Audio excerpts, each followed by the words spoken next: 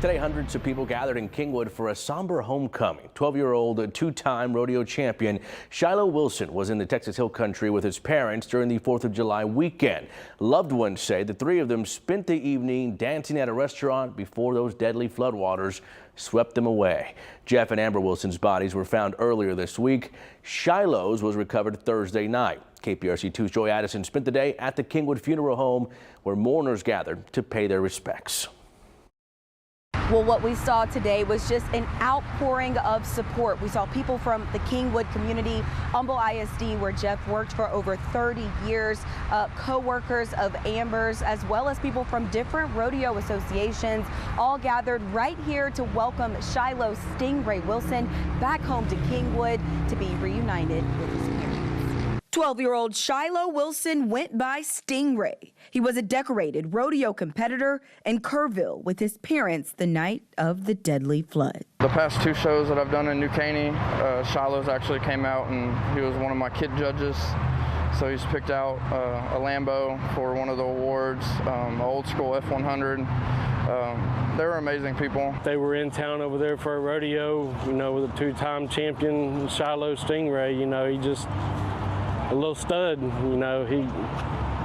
God gave him a gift, and he had the gift and the ability to ride broncs. Jeff and Amber Wilson were both known and loved throughout the Humble and Kingwood communities. Jeff taught in Humble ISD for over 30 years, and Amber was the glue that held their family together. Jeff was David Bender's teacher in 1995 when he first started his career.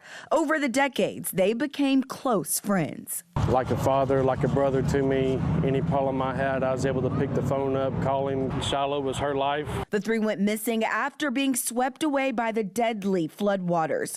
Jeff and Amber's bodies were found just a few days before Shiloh's. Along with friends and family, the Harris County Fire Marshal, local rodeo associations, and law enforcement in every city along the way escorted him from Kerrville to the Kingwood funeral home. State leaders, school and rodeo friends, and hundreds from the Kingwood community welcomed Shiloh Stingray back to Kingwood, saying they finally have a sense of peace knowing the Wilson family has been reunited after such a tragic ordeal.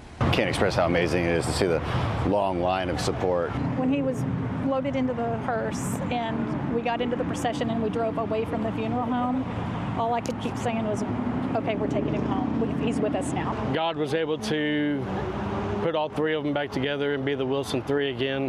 Now, friends and family have just one request. They ask that after Shiloh is laid to rest, we remember that this family will still need our prayers and support as they continue to grieve. Reporting from Kingwood, Joy Addison, KPRC 2 News.